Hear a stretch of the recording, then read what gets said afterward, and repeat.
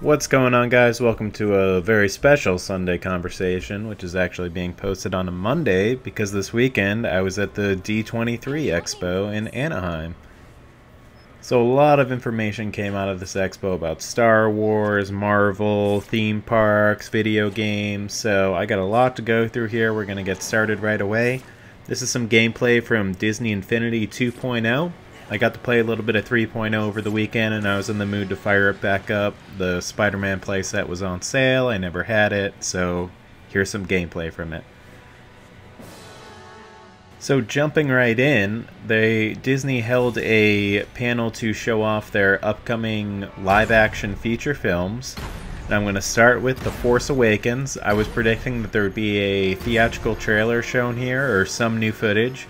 I was completely wrong about that, which is unfortunate, but what they basically did is had J.J. Abrams come out. He brought out some of the main cast, John Boyega, Daisy Ridley, Oscar Isaac, and then they showed off a special poster that was exclusive to D23, and they gave everyone that was there a copy of one, and the whole cast from that list was on the poster along with Han Solo.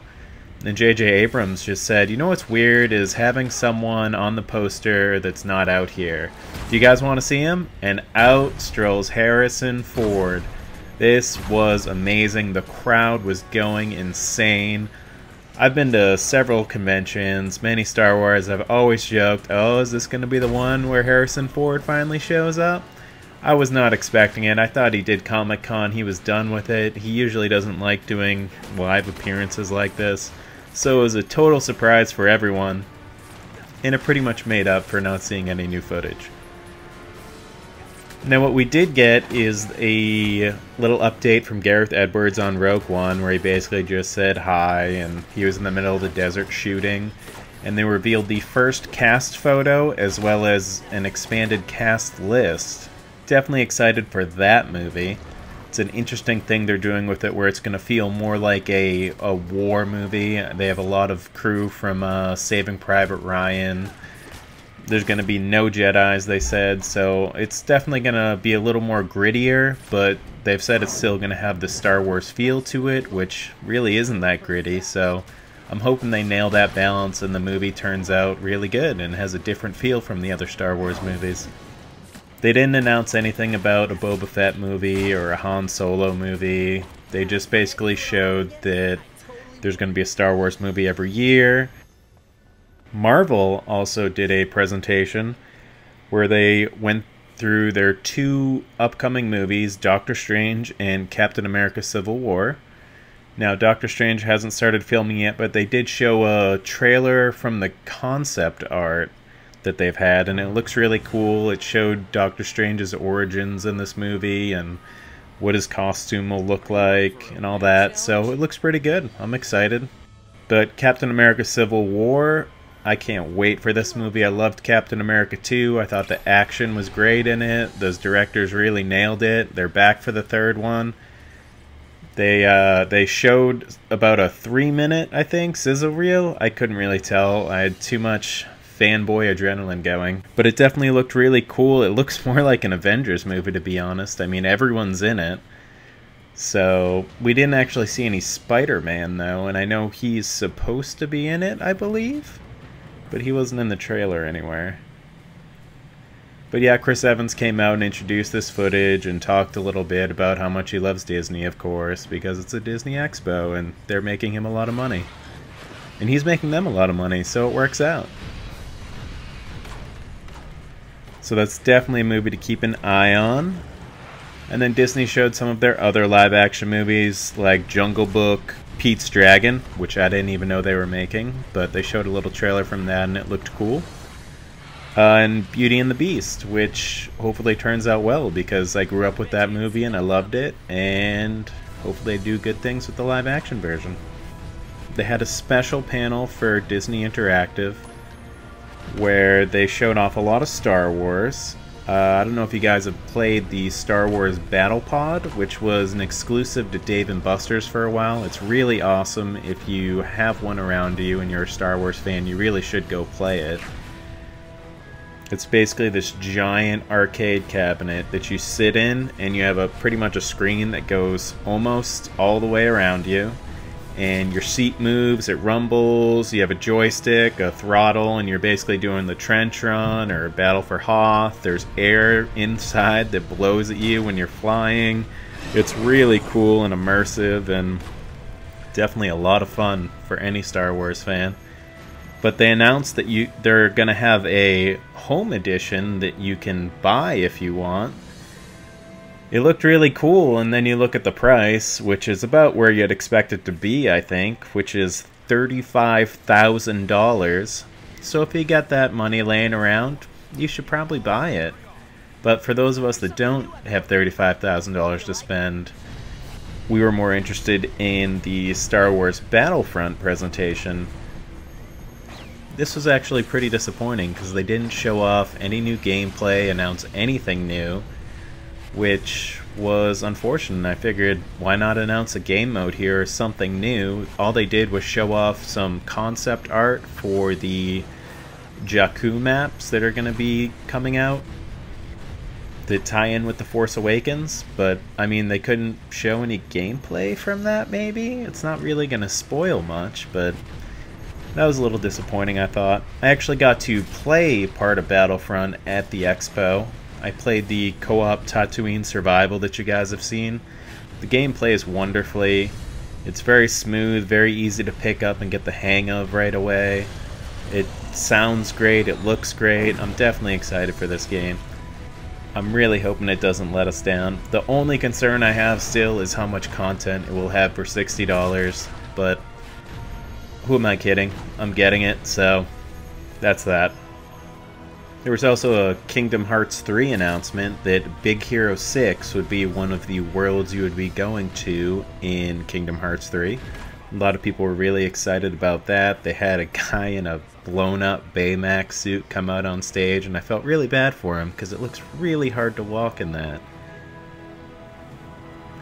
But a lot of people are excited about this, and a lot of people are saying, yeah, well, when's the game going to come out? Because who knows? It's been forever. So we'll see, but that ties into Infinity 3.0, which is coming in just about 2 weeks now. And for that, they showed off the first Force Awakens characters. And it's John Boyega and Daisy Ridley's characters, and they came out and autographed them and then went out and gave them to 2 kids in the crowd. So hopefully their parents don't take them and sell them for the exorbitant amount of money that they could get, but maybe they will. But that was very sweet.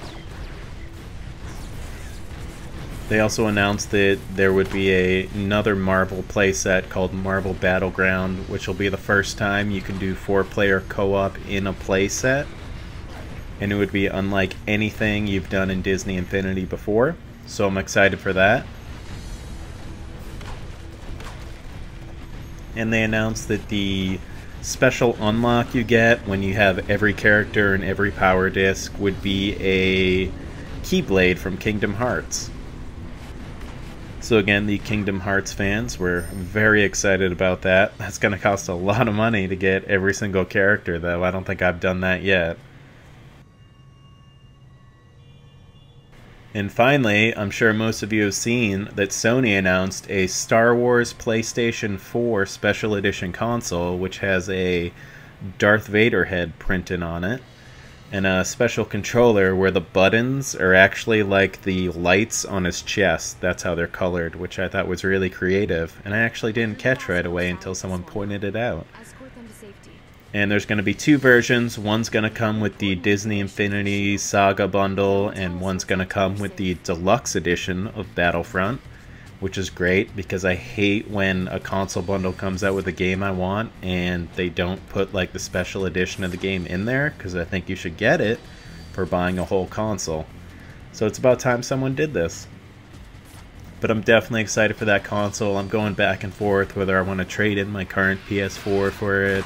And to make the deal even sweeter, it comes with 4 downloadable classic Star Wars games, including Super Star Wars, Bounty Hunter, Racer Revenge, and Starfighter. Sony said they will all have upgraded graphics as well as trophy support. How awesome is that?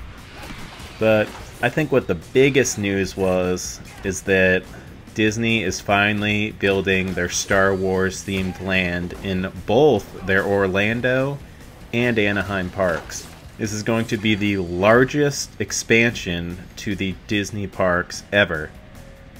They're both going to be about 14 acres, and they're going to have 2 new rides, and all the people working in it are either going to be in character, costume, or made up to look different. It's going to be just a completely immersive environment. I'm definitely excited about this. I mean, as a Star Wars fan, this has been rumored since the last D23 they teased it. Here's some concept art for you. Now, they said one of the rides will be you taking the controls of the Millennium Falcon in a customizable ride, which I don't exactly know what that means, but sounds awesome, taking the controls of the Millennium Falcon. I hope they have a life-size Falcon that you can actually walk into. If that's not where the ride is, at least. I hope there's a attraction where you can do that. And then there would be another attraction where you are taking part in a climactic battle against the New Order, which is the new version of the Empire in the movie, apparently. So those both sound fun. They didn't give a time frame of when they expected it to be done in either park, but they did give some more updated Star Wars news for what they're going to do in between now and when that opens.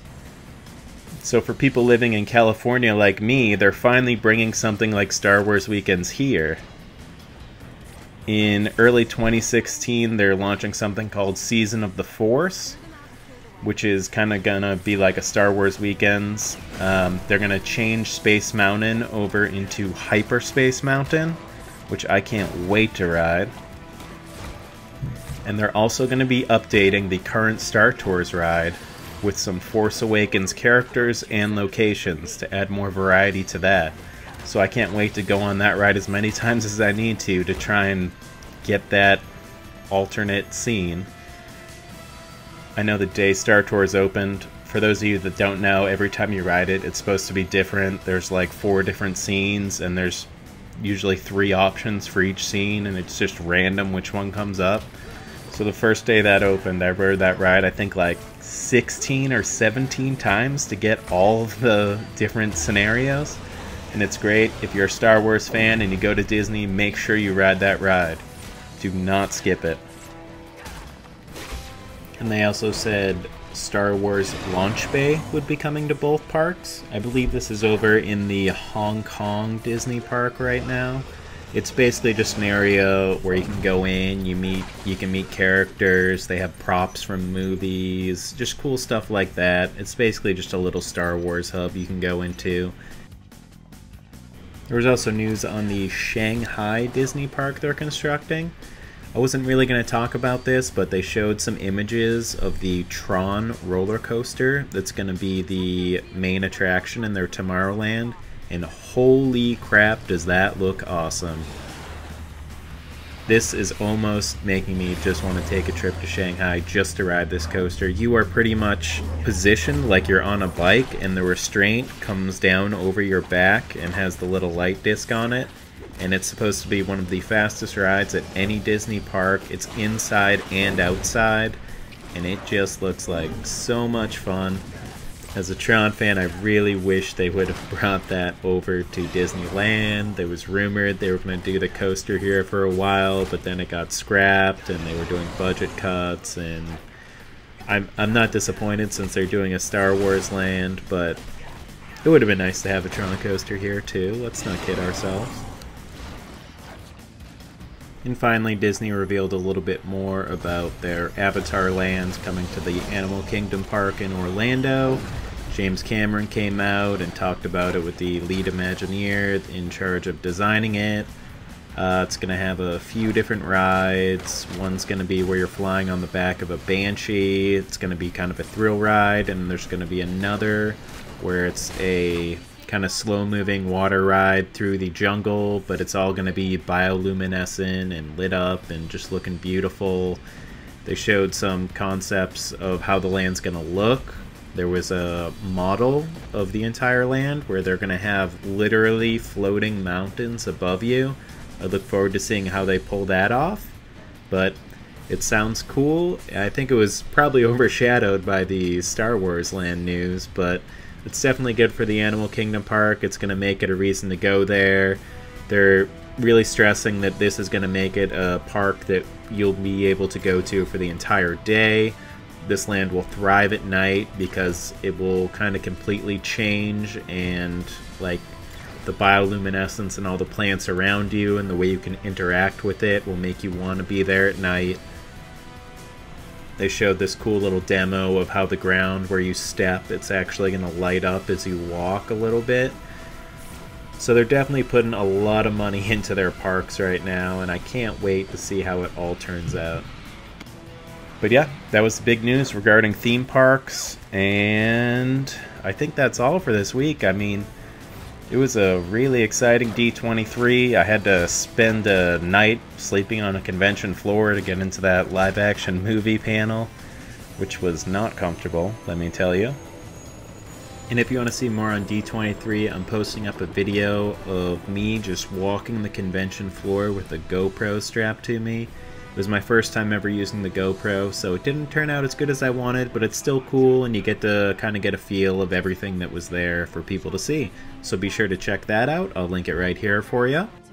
We have a lot of good stuff coming up on the channel. We got the Black Ops 3 beta coming up this week. We got Until Dawn, Disney Infinity 3.0. Gonna get a lot of Star Wars in before Battlefront. Gears of War Ultimate Edition. So make sure you guys like and subscribe if you enjoyed the video, and get ready for more content. Thanks for watching, guys. I'll see you on the next one.